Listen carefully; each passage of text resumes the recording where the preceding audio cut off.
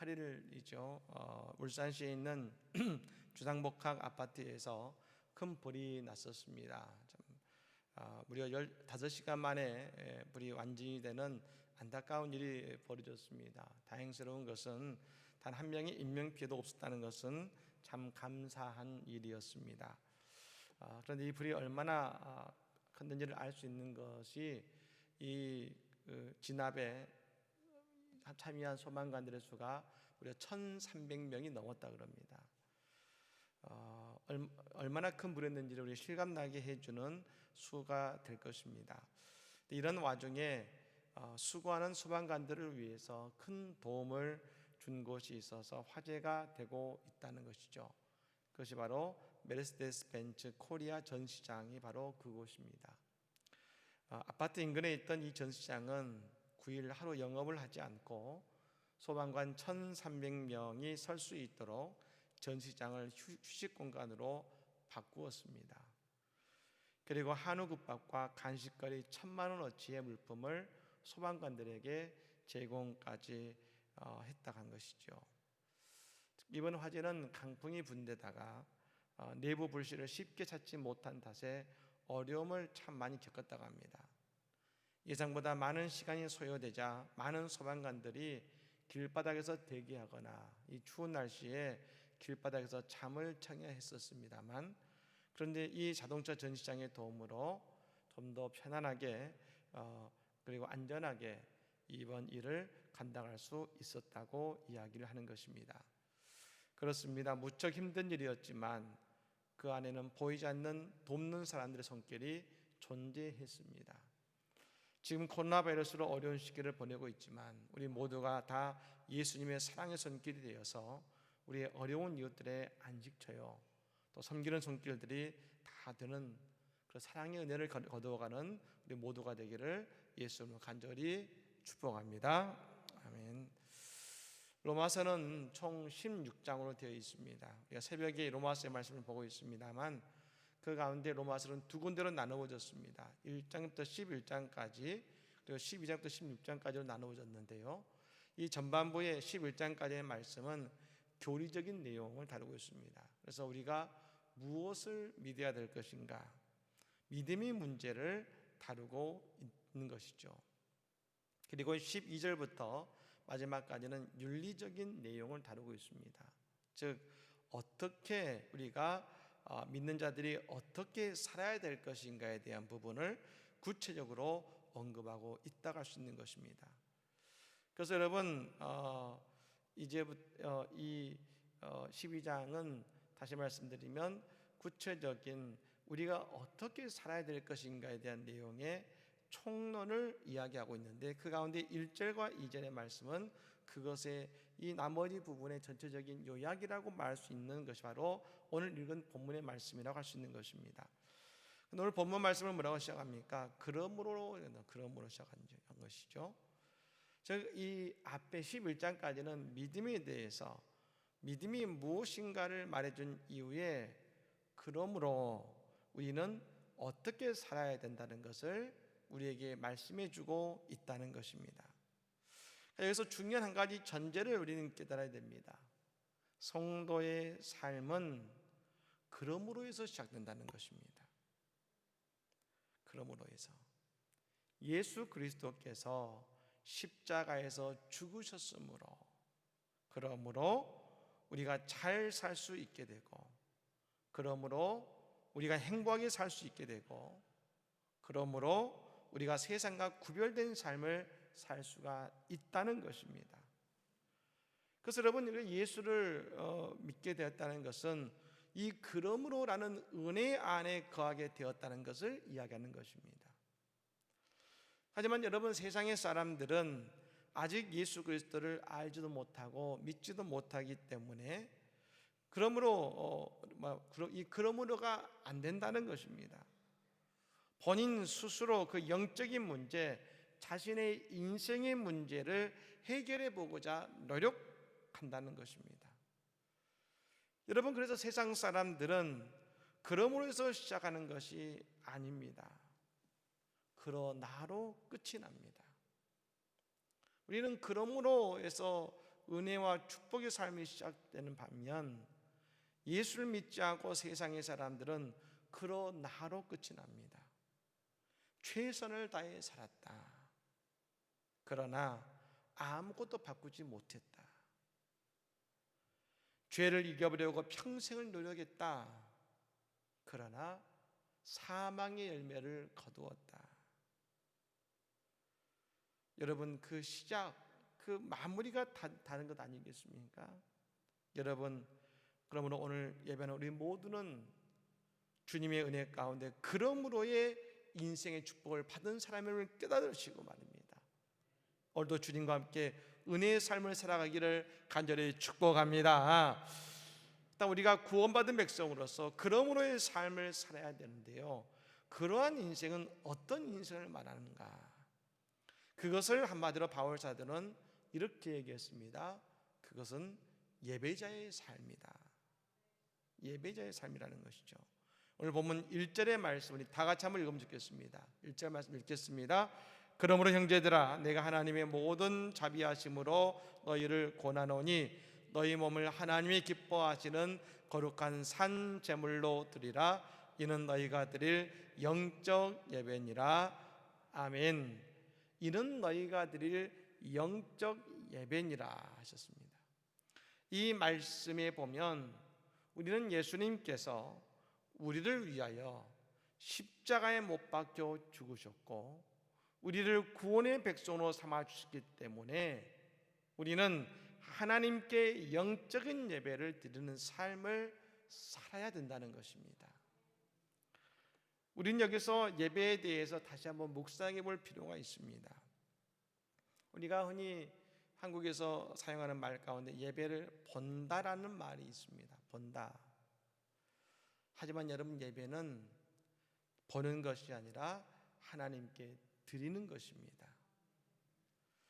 참 사람이 말이 중요하다고 다시 한번 느끼는데요, 예배를 본다라는 말을 사용하면서 우리는 예배를 바라보고 구경하는 자가 될 때가 있다는 것입니다.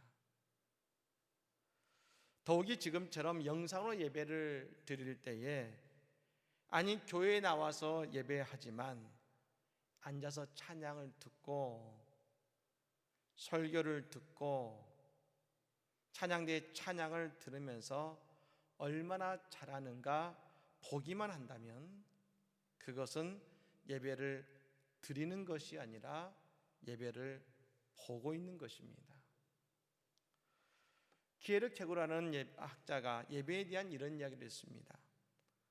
예배하는 우리 모두는 무대 위에 있는 배우들과 같다고 했습니다. 그리고 청중은 오직 한 분, 하나님 한 분이 앉아 계시다는 것입니다. 즉 우리는 지금 모두 다 물론 사회로, 설교로, 기도와 찬양과 또 안내로 여러 가지 모습, 또 회중으로 여러 가지 모습을 우리가 예배에 참여하고 있지만 그러나 우리 모두는 각자 하나님 앞에 서 있다는 것입니다.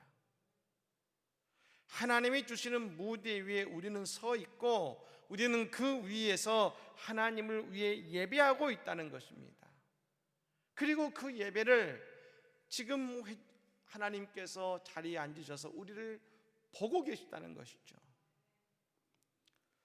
근데 여러분, 만일 무대 위에서 찬양해야 될 배우가 노래하지 않는다면 어떻게 될까요? 한 사람이라도 그렇게 하지 않을 때 그 연극은 청중의 마음에 들지 못할 것입니다. 여러분, 그래서 모든 예배자들은 하나님 앞에 서 있는 배우와 같이 최선을 다해서 예배에 참여해야 된다는 것입니다. 여러분, 오늘 또 우리 예배가 모두가 진심으로 하나님께 드리는 예배가 되기를 간절히 축복합니다. 그런 예배가 된다는 것이죠. 그래서 바울 사도는 말합니다. 우리가 예수 그리스도의 은혜 안에 거하고 구원의 백성이 된 순간부터 우리는 하나님께 드리는 영적인 예배자의 삶으로 바뀐다는 것입니다. 즉 우리의 삶이 예배가 되어야 된다는 것이죠. 이렇게 말씀드리면 어떤 분들은 믿음의 삶이 힘들고 어렵다고 생각하십니다. 우리가 어떻게 그런 삶을 매 순간 살아갈 수 있느냐고 생각하실지 모르겠습니다. 하지만 우리는 분명히 한 가지를 알아야 됩니다. 우리가 하나님께 드리는 영적인 예배자의 삶을 살지 않으면 우리는 마귀의 인도를 받고 마귀가 주는 즐거움에 거하는 인생이 된다는 것입니다. 그리고 우리의 힘으로는 결코 믿음의 삶을 살아가기 어렵습니다.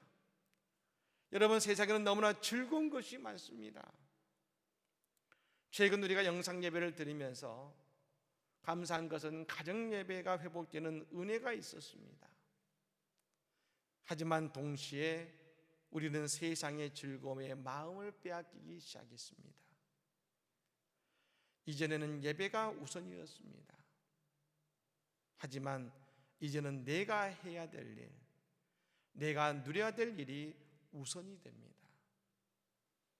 즉 우리의 중심이 하나님 중심에서 내 중심으로 바뀌어가는 우리의 모습을 보게 됩니다. 즉 우리의 노력과 우리의 생각으로는 우리는 영적인 예배자의 삶을 살아갈 수가 없는 것입니다. 여러분, 그래서 바울 사도가 우리에게 이렇게 전제하며 말합니다. 한번 따라해 보실까요? 하나님의 모든 자비하심으로 너희를 권하노니 믿으십니까? 하나님의 모든 자비하심이 말입니다. 우리의 삶을 채워야 될 줄로 믿으시기를 바랍니다. 하나님의 모든 자비하심으로 너희를 권하노니, 너희의 능력이 아니라 하나님의 자비하심의 능력, 그것을 한마디로 뭐라고 표현할 수 있습니까? 하나님의 은혜. 하나님의 은혜. 하나님의 은혜가 오늘 우리를 이끄시지 않는다면 우리는 절대로 이 영적 예배자의 삶을 살아갈 수가 없는 것입니다. 우리가 늘 믿음의 삶을 힘들어하는 이유가 바로 내가 하려고 하고 나 혼자 그렇게 살아가려고 하기 때문에 그런 것입니다. 하지만 바울 사도가 예수를 만난 이후에 깨달은 것은 자신의 삶이 자신의 의지요 노력으로 되는 것이 아니라 모두 다 하나님의 자비하심이고 하나님의 은혜의 결과라는 것입니다. 바울 사도의 유명한 고백이 있죠. 고린도전서 15장 10절 말씀에 그러나 내가 나 된 것은 하나님의 은혜로 된 것이니 내게 주신 그의 은혜가 헛되지 아니하여 내가 모든 사도보다 더 많이 수고하였으나 내가 한 것이 아니요 오직 나와 함께 하신 하나님의 은혜로다. 하나님의 은혜로다. 하나님의 은혜 없이 영적인 삶은 결코 살아갈 수가 없는 것입니다. 우리가 지금 이 코로나의 상황 속에서도 말입니다. 과연 나에게는 하나님의 은혜 안에 거하고 있는가? 아니면 나는 세상의 즐거움에 빠져 있는가? 나는 하나님의 자비하심으로 세상을 살아가는가? 아니면 두려움과 근심 속에 살아가고 있는가? 우리는 늘 나 자신을 살펴봐야 된다는 것입니다. 그래서요, 축도와 함께 예배가 끝나는 것이 아니라 우리의 삶에서 드려야 되는 진정한 예배는 바로 그때부터 시작되는 것입니다. 진정한 예배란 예배를 통해 주시는 하나님의 놀라운 은혜를 경험하고 그 은혜 받은 이후에 우리의 삶 속에서 하나님이 원하시는 목소리, 하나님이 원하시는 생활과 행위를 하나님 앞에 내어놓기 위해 고민하며 나아가고 그런 영적인 삶을 우리가 살아가야 된다는 것입니다. 우리 모두에게 이 하나님의 자비하심 은혜가 넘쳐나기를 예수님으로 간절히 축복합니다. 그렇다면 여러분, 우리가 하나님이 주시는 영적인 예배자로서의 삶을 살아간다는 것이 어떻게 우리에게 드러나는가? 오늘 본문에서 반복되는 하나의 단어가 있습니다. 그것은 바로 기뻐한다입니다. 너희 몸을 하나님이 기뻐하시는 거룩한 산제물로 드리라. 하나님의 선하시고 기뻐하시고 온전하신 뜻이 무엇인지를 분별하도록 하라. 기뻐하는 말입니다. 모두 다 하나님께서 기뻐하시는 것에 우리의 삶의 초점이 맞추어져야 된다는 것입니다. 우리는 늘 먼저 어떠한 일을 결정하기 전에 생각해 보아야 됩니다. 하나님께서 지금 이 상황에서 기뻐하시는 것이 무엇일까? 우리는 늘 많은 결정을 합니다. 그리고 우리의 삶은 이 결정의 조각들이 모여서 이루어진다고 할 수 있는 것입니다. 그런 상황 속에서 우리는 늘 생각해야 됩니다. 하나님께서 지금 기뻐하시는 것이 무엇일까? 교회가 교회되는 것은 이 한 가지에 집중하는 것입니다. 하나님께서 기뻐하시는 것이 무엇일까?